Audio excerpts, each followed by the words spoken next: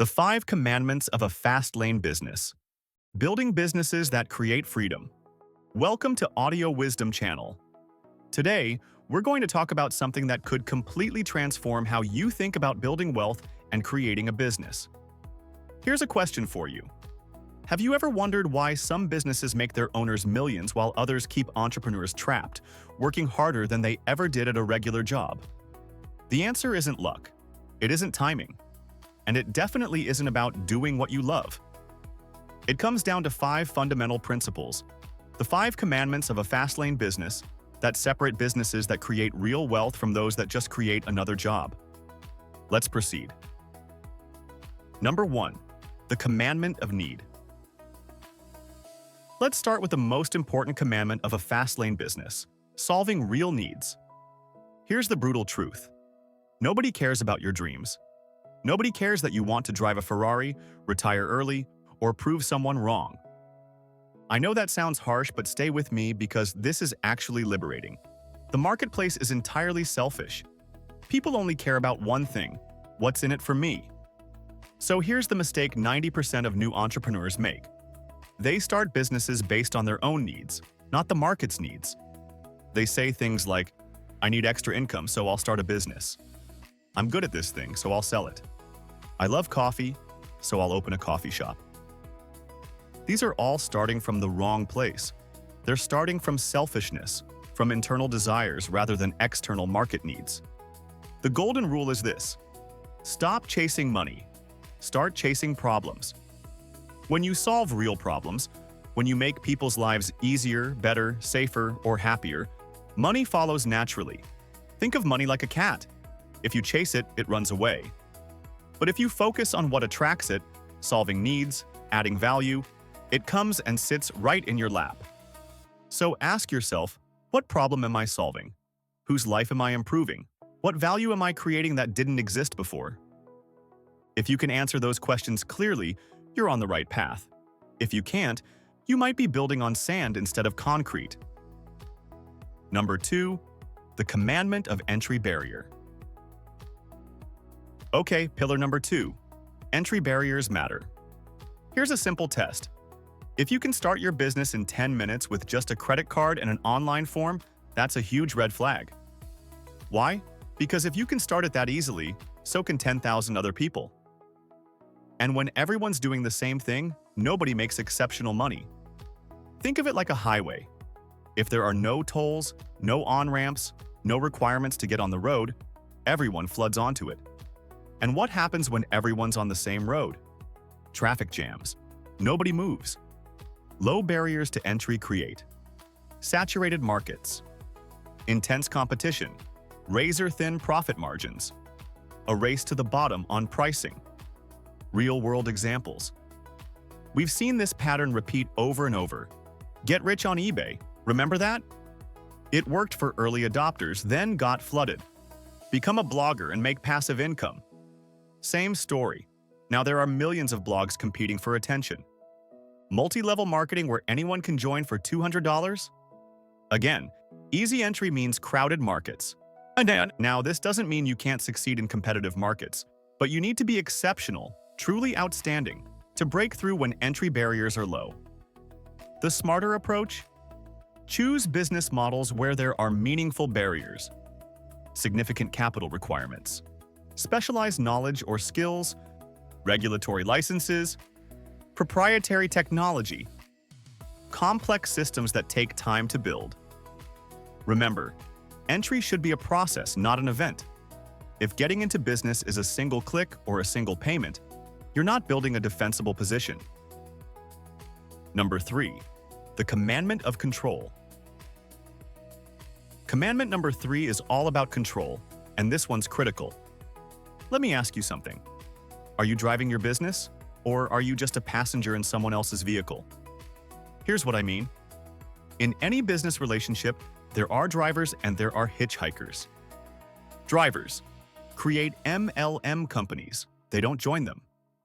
Drivers sell franchises. They don't buy them. Drivers build affiliate programs.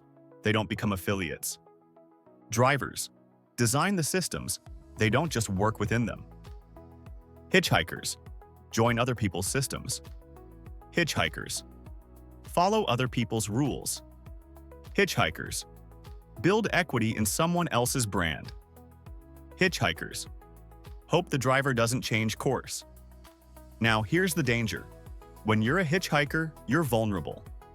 At any moment, the driver can change the compensation plan, discontinue products, modify the terms, shut down entirely.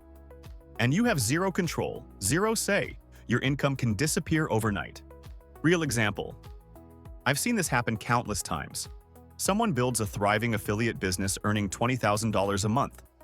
Then the company changes their program, and suddenly they're making $2,000, or nothing. They had no control, so they had no security. Now, I'm not saying you can never be a hitchhiker. Sometimes it makes sense to leverage other platforms, but understand the difference. Good money versus big money. Hitchhikers can make good money. Drivers make big money, sometimes legendary money. So ask yourself these questions. Can I change my product whenever I want? Can I set my own prices? Can I control my marketing message? Can I pivot my business model if needed? If the answer to any of these is no, you don't control your business. Someone else does. The goal is to build the pyramid, not climb someone else's. Be the architect of your own system. Number 4, the commandment of scale. All right, pillar 4, scale. This is where wealth creation gets exponential. Here's the fundamental question. Can your business impact millions, or is it limited to hundreds?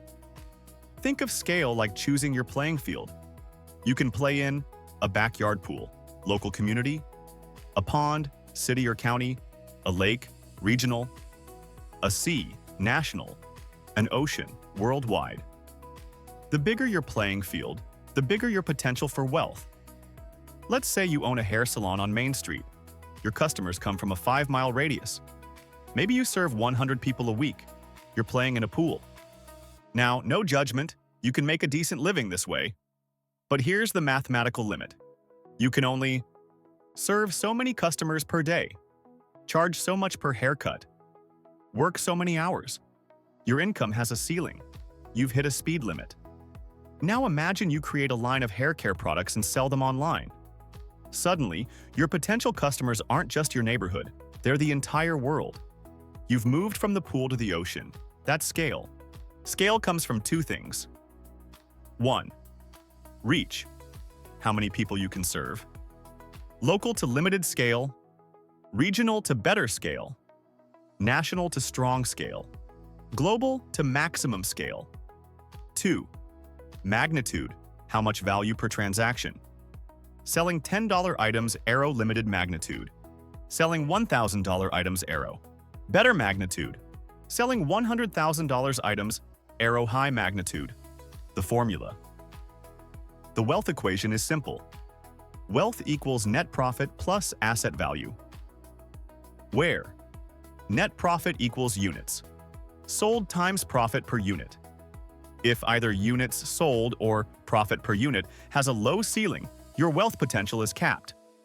To make millions, you need to impact millions, either through massive reach, serving millions of people, or massive magnitude, serving fewer people with much higher value.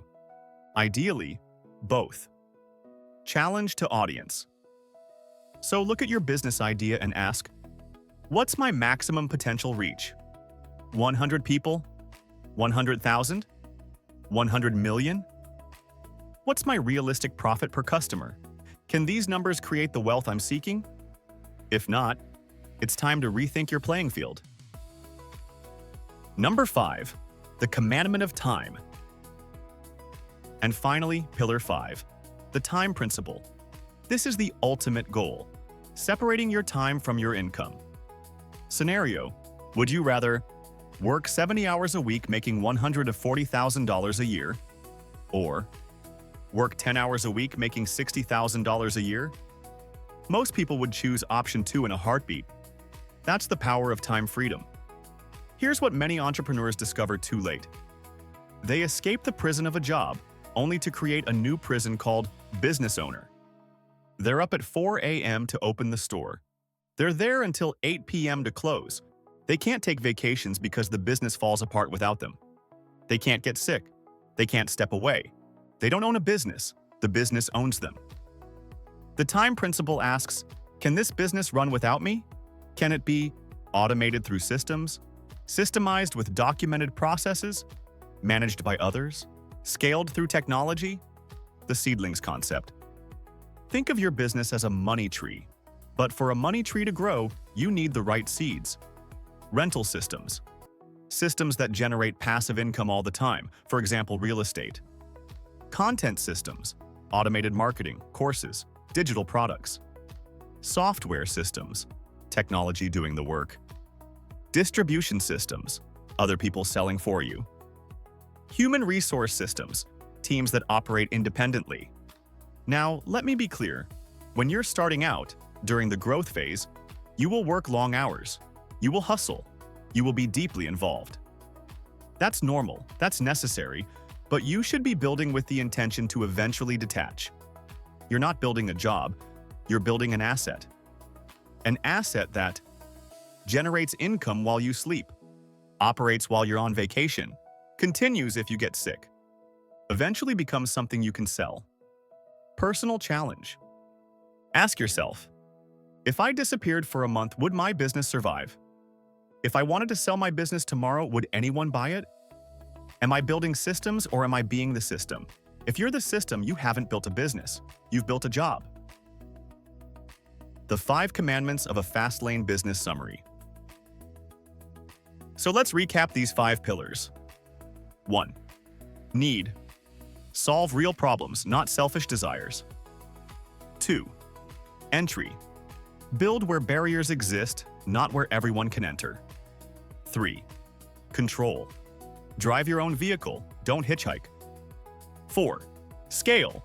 Play in oceans, not puddles. 5. Time. Build systems that work without you.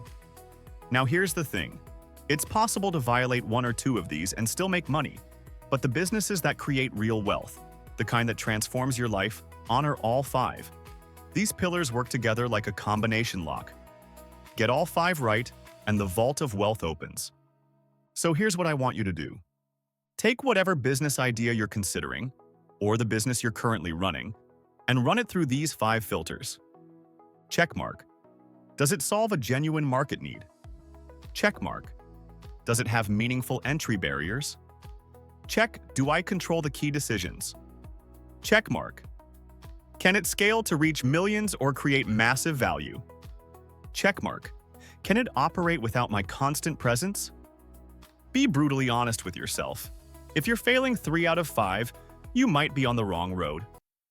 And that's okay. It's better to discover this now than 10 years from now. The road to real wealth isn't about working harder. It's about choosing the right road in the first place. Choose wisely. Build strategically. And remember, you're not just building a business. You're building the life you want to live. Thanks for watching and reading on our channel. Now go build something extraordinary.